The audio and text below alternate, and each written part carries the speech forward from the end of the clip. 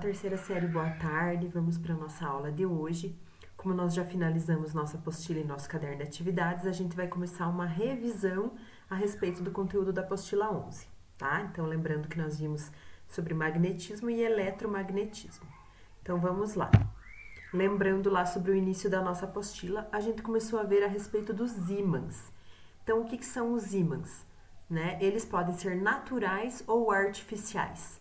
Tá? Eles são derivados de uma rocha magnética, a magnetita, né? Os ímãs naturais, e os ímãs artificiais eles podem ser produzidos, como é o exemplo do eletroímã que vocês estão vendo ali do lado. Né? Se vocês pegarem um prego de ferro, enrolarem ele num fio condutor e ligarem esse fio numa bateria, numa pilha, num circuito elétrico, aquele prego vai se tornar um ímã, tá? Ele vai ser capaz de atrair objetos ferromagnéticos compostos por ferro, cobalto e níquel, tá? Então, os ímãs, eles não são capazes de atrair todos os materiais que existem, tá? Nem todos os materiais metálicos que existem. Alguns materiais como ouro, prata, não são atraídos pelo ímã. Então, o ímã é capaz de atrair objetos compostos por ferro, cobalto e níquel e essas misturas, tá? Então, relembrando lá mais sobre as características dos ímãs, os ímãs possuem polos, tá? Polos magnéticos. E entre polos contrários existe sempre força de atração. E entre polos iguais existe sempre força de repulsão, tá? Então, polos contrários, polos opostos se atraem, polos iguais se repelem. Por isso que sempre existe aquela situação que tem um lado do ímã que gruda, de ímã com ímã, né? Tem um lado que gruda e outro lado que não gruda. Porque só lados opostos é que se atraem, tá? Polo norte com polo sul. Os polos dos ímãs são chamados de norte e sul. Outra característica dos ímãs é que os polos são indivisíveis, tá? Então, se eu fizer um corte num ímã, aqui o exemplo, um corte 1, ó. Aqui na vertical, eu vou produzir dois novos ímãs com polos sul e norte, tá? Os polos dos ímãs são indivisíveis. Se eu fizer aqui, ó, um corte no eixo da horizontal aqui, eu produzo dois novos ímãs na horizontal com polos sul e norte, tá? Então, os polos são indivisíveis, é impossível separar os polos de um ímã. Agora, continuando lá, a gente sabe que ao redor dos ímãs existe campo magnético, tá? O campo magnético é uma região de perturbação que existe ao redor do ímã. E quando um objeto ferromagnético ou outro ímã entra dentro desse campo magnético, surgem as forças de atração ou repulsão, tá? Então, as linhas de campo magnético, elas são sempre fechadas, tá? Observem aqui que elas saem de um polo, vão em direção ao outro e elas são fechadas. É o que difere o campo magnético do campo elétrico, tá? Porque as linhas de campo elétrico não são fechadas, as de campo magnético são fechadas.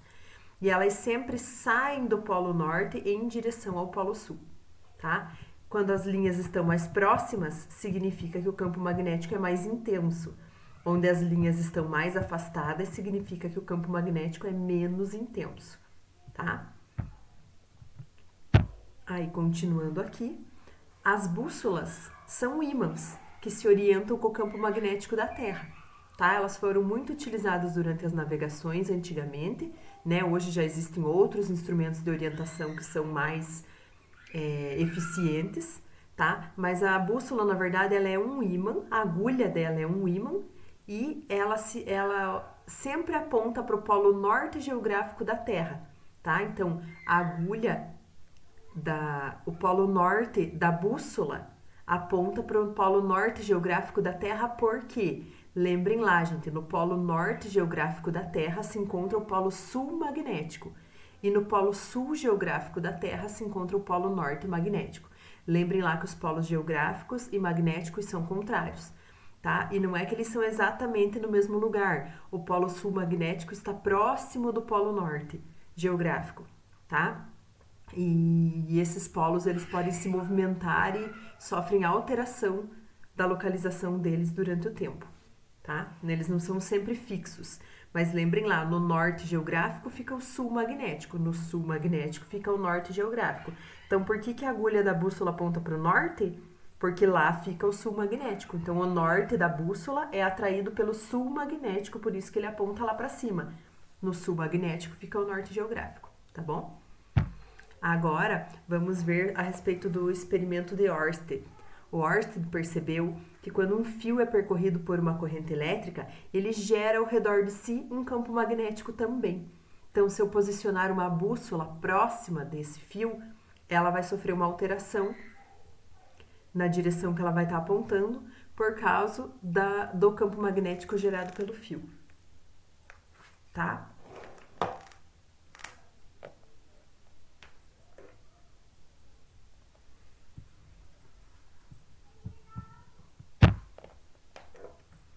Continuando aqui.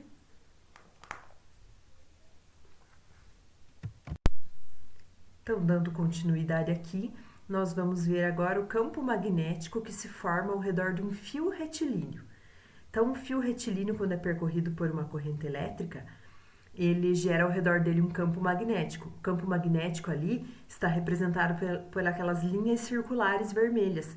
Então, observem que o centro de todas as linhas é o próprio fio, tá? E o campo magnético, ele vai se formar ali ao redor do fio, tá? Qual é o sentido desse campo magnético? Como é que eu vou saber se ele está girando para o sentido horário ou sentido anti-horário? Então, observem que nós temos a regra da mão direita, tá? O polegar de vocês vai ser o sentido da corrente elétrica, se ela está subindo no fio ou descendo no fio. E os dedos de vocês vão girar ao redor do fio, mostrando o sentido do campo magnético, tá? Então, ali naquele exemplo que nós estamos vendo, polegar apontado para cima, os dedos de vocês vão girar no sentido anti-horário.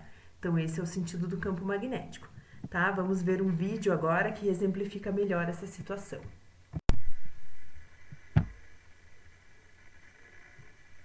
A direção das linhas do campo magnético ao redor de um fio condutor é determinada pela regra da mão direita. Quando supostamente envolvemos o condutor com a mão direita, com o dedão apontando para a direção de fluxo da corrente elétrica, os outros dedos indicarão a direção das linhas do campo magnético. Se quisermos indicar a direção e o sentido das linhas do campo magnético desta figura, representamos entrando na tela com X ou saindo dela com ponto, usando esses símbolos.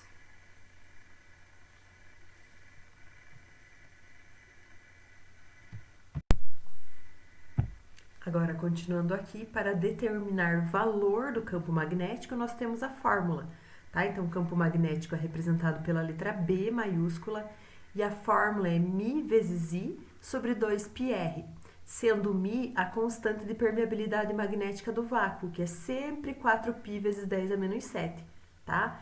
O I é a nossa corrente elétrica, medida em amperes, o 2π faz só parte da fórmula e o R é o raio ou a distância que nós estamos analisando do fio, o raio da circunferência, tá?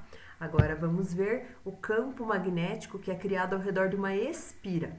O que é uma espira? Uma espira é quando eu pego um fio retilíneo e enrolo, ali como vocês estão vendo na figura, tá? Elas podem ter formatos circulares ou retangulares, as espiras. E ao redor das espiras também é gerado um campo magnético, tá? Então, aqui vocês podem observar, ó, também são linhas concêntricas que giram, entrando no centro da espira e saindo para fora, ou saindo do centro da espira e entrando fora, depende do sentido da corrente elétrica, tá? Para determinar o sentido do campo magnético, também utilizamos a regra da mão direita, como vocês podem ver na figura ali embaixo. Tá? Naquele sentido, naquela imagem, o polegar de vocês está ali apontando para a corrente que gira no sentido anti-horário e os dedos de vocês estão entrando dentro da espira, né? Então, significa ali que o campo magnético sai do meio da espira, tá? Para calcular, temos a fórmula μ vezes I sobre 2R.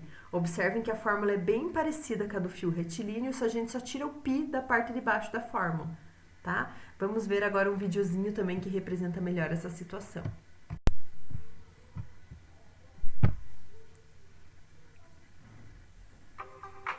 Vamos observar agora o formato das linhas de um campo magnético formado por um fio condutor em forma de uma espira.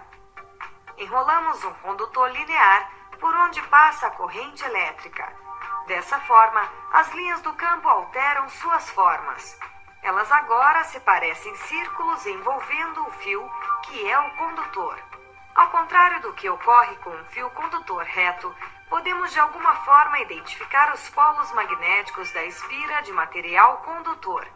Observe que as linhas do campo saem por uma extremidade deste plano e entram por outra. Vamos lembrar a convenção segundo a qual as linhas do campo magnético são direcionadas do polo norte N para o polo sul S. Os polos do campo magnético criado pela espira, por onde a corrente elétrica passa, são perpendiculares ao plano da espira. A orientação das linhas desse campo magnético e, assim, a posição dos polos de cada lado do plano da espira depende do sentido em que a corrente está fluindo.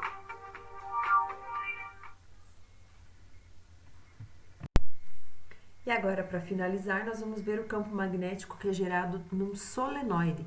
Uma bobina ou um solenoide é quando nós temos várias espiras uma ao lado da outra. Quando a gente enrola o fio condutor que era antes retilíneo em formato de uma mola, tá? Vocês estão observando ali do lado da imagem, né, como que o solenoide é produzido. E neste caso, o campo magnético ele não forma linhas circulares, ele vai formar uma linha que vai para a direita ou vai para a esquerda dentro do campo dentro da bobina ou do solenoide, tá? Vamos observar aqui a imagem, ó. Nesse caso, a corrente elétrica está no sentido que mostra a figura, tá? Então, nesse caso, na regra da mão direita, os dedos de vocês representam a corrente elétrica e o polegar de vocês representa o campo magnético. Então, se vocês colocarem os dedos de vocês girando para trás do cilindro, vocês observam que o polegar de vocês vai apontar para a esquerda, por isso que o campo magnético tá a flechinha verde para a esquerda. Se a corrente elétrica estivesse entrando por trás do cilindro, os dedos de vocês girariam por trás do cilindro e o polegar apontaria para a direita. Então, o campo magnético estaria para a direita, tá? E a fórmula para calcular o campo magnético no solenoide é N vezes μ vezes I sobre L. O que significa cada letra dessas aqui? O N é o número de espiras, quantas voltinhas vocês têm ali ao redor do cilindro. Tá? O μ é a constante de permeabilidade magnética, que é sempre 4π vezes 10 a menos 7. O I é a corrente e o L é o comprimento da bobina ou do solenoide. Tá? Vamos ver um videozinho agora que mostra essa situação para vocês a respeito do solenoide.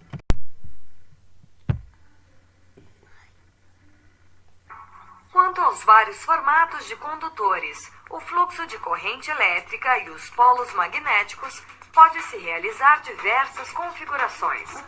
Consideremos um condutor enrolado no formato de uma mola. Este dispositivo é chamado de bobina ou solenoide.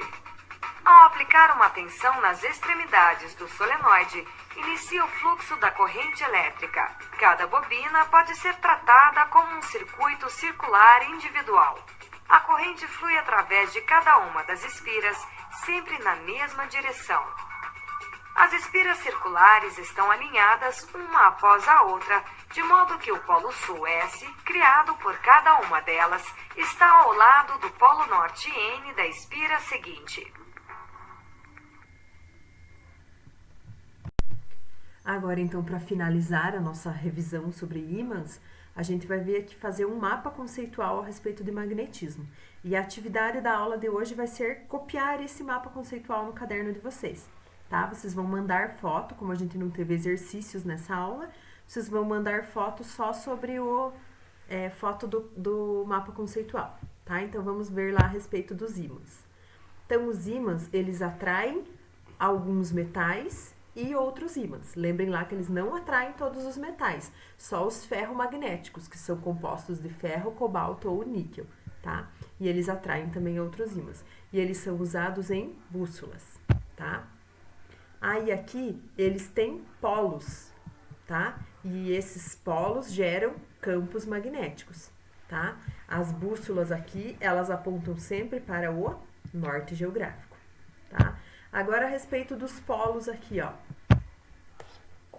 Quais são os polos? Os polos são o norte magnético e o sul magnético, tá? E lembrem lá que os polos são indivisíveis, tá? E os campos magnéticos são sempre linhas fechadas que saem do norte e entram no sul, tá? E para finalizar aqui, o norte geográfico da Terra corresponde ao sul magnético da Terra e os polos norte e polo sul são polos contrários, são sempre polos que se atraem, tá? Então aqui a gente tem uma revisãozinha sobre magnetismo. Eu quero que vocês copiem esse mapa conceitual no caderno de vocês, tá? E semana que vem a gente faz uma revisãozinha sobre força magnética e depois sobre indução eletromagnética, corrente alternada, né? E tudo mais que a gente viu, e física moderna para finalizar a nossa apostila, tá? Então mandem lá foto do mapa conceitual, tenham um bom final de semana e até semana que vem nas próximas aulas de física.